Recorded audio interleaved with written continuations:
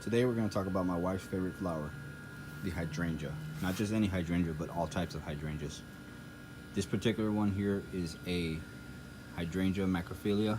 This is the Twist and Shout from the Endless Summer collections. This hydrangea can get about 3 to 5 feet tall. It blooms pink or periwinkle blooms. It's a lace cap type. It blooms on old and new wood. As you can see here, this one we got in late summer, so we really couldn't see how well it was going to do throughout the summer. So far it's doing really well. We trimmed back a lot. Right now what I'm going to do is I'm going to go ahead and take off these old stalks here. As you can see, one of these over here has already produced a bloom, but I'm going to cut it there. The nodes on here didn't really produce anything.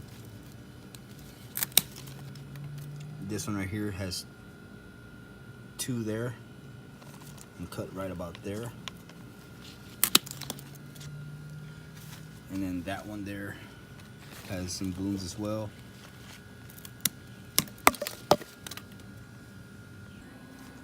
This hydrangea requires a lot of shade. As you can see, it's barely gotten any sun and it's producing very well. I would suggest this one for anybody who likes a lace cap hydrangea. It does really well and shows awesome colors. It's a reblooming hydrangea, so we're going to test that this year. Like I said, we got it late in the summer and didn't really see how well it performed, but we're going to test the reblooming part of it. Over here we have one. I bought this is a regular mop head, I believe. We bought a container from somebody and we saw this little thing. It was about yay high and completely dying over. Looks like it's gonna come out with pink mop heads. We did the same thing we do to all of our hydrangeas. We fertilized it, we pruned it back in late spring, and this is what we got so far. We'll see how this one turns out. Like I said, I don't know the exact variety of it. We just bought it, or didn't buy it. We got it from someone who was basically throwing it away after we bought the container. These two are still in the containers they came with. We got them late summer, so we decided not to transplant it or really disturb it until we saw some growth on it. So this hydrangea right here I call the beginner's hydrangea. These are the ones that you find in your local hardware store. These are the Bloomstruck Endless Summer mop head hydrangeas. They're supposed to be easy, but with these I just find it more of not of a beginner hydrangea, but you got to really pay attention to these and really care for them. They tend to burn really quickly in the sun. It just takes a knack for these. We moved them around a couple times. One did well, the other one's not so well. We bought some early this spring and placed them in the front. We knew the sun would get to them really quickly. They were nice and pink and bright, and they've changed color to like a dull blue color. They grow on old wood. As you can see, there's a little bit of flower coming out, and some more buds coming out in blue, which is supposed to be all one color, but I guess it's gonna do its own thing, and we'll see what it comes out like. So the smaller mop head looks this way due to the last frost caused some damage to it. We notice now the sun's kind of getting to it just a little bit. We're gonna probably move it into a more shaded area. Beginning of spring, we bought some mop heads at the store that were already blooming, and we put them in the front porch with this south facing, and it's not ideal to have them there, but we wanted more of an instant decor.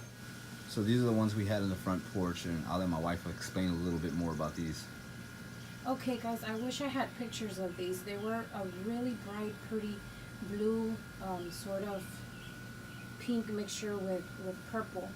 And I just wanted instant decor in the front, and of course I'm experimenting. And I knew it was a south-facing area of the house, and I knew it wasn't the ideal spot for these guys.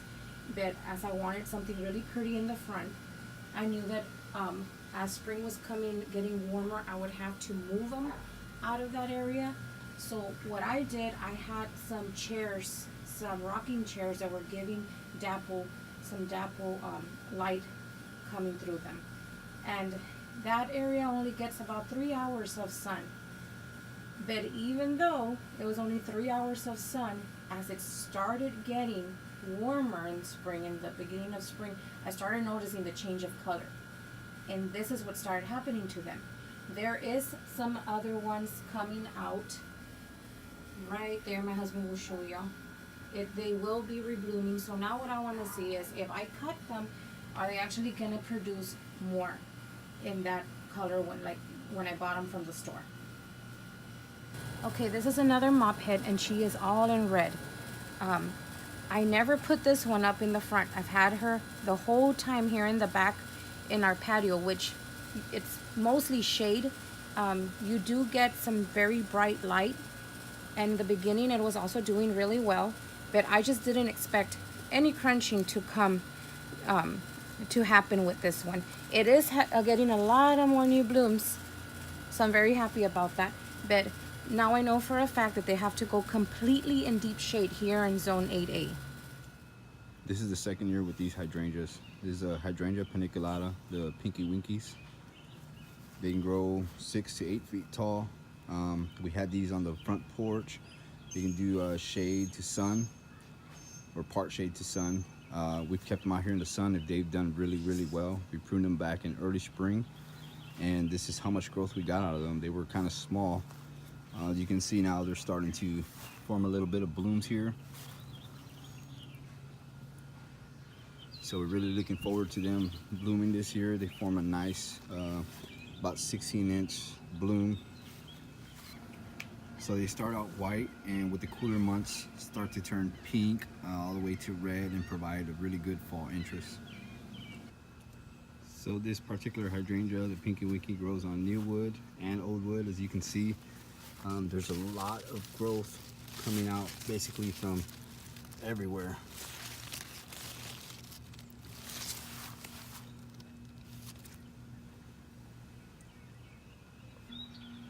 When we pruned these in early spring, we added some holly tone to it. We kept them mulched over the winter, just left the mulch in there as well. I think they responded really well to the fertilizer. They're looking pretty amazing. We trimmed them. When we pruned them, we made them to where they were more upright. This one kind of still has some going out whichever way it wants to, but I'm okay with that. They'll stay back here by our gate entrance to the backyard.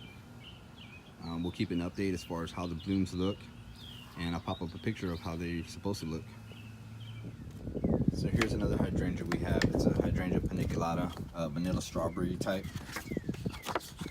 This one we bought. We were looking for a third Zinfandel hydrangea, and we ended up with this, thinking that the colors would pretty much be the same. The blooms start off as a creamy white, and then turn to pinkish, and then finally a strawberry red towards the fall months.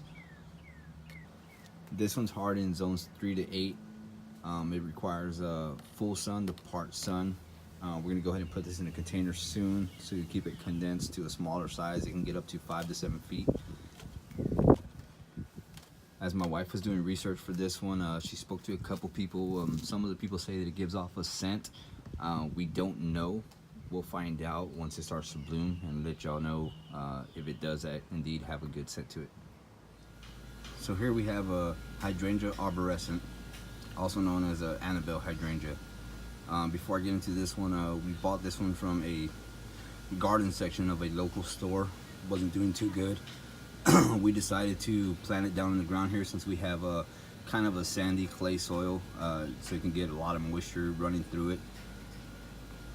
We basically brought it back, but my American Bulldog, Lady Annabelle, actually got to Annabelle, and she kind of tore some of the bigger blooms that were coming up. But here's what it looks like right now. The good thing about this one, it'll produce more blooms hopefully, and we'll get some beautiful looking blooms. So this particular hydrangea was cultivated in Ann, Illinois, hence the name Annabelle. It can quickly reach about 5 feet tall. It produces some stunning white blooms on top of it. It is a part shade hydrangea. This area that we have here is next to our little patio enclosure. It gets dapple sun. We've noticed it does really, really well here. Like I said, when we first got it, it was a little dingy, looking a little dead. Again, holly tone does miracles. We mulched this hydrangea over the winter and removed it just early spring. It's doing really, really well here. And you can see the blooms there starting to come up. Hopefully it'll look amazing.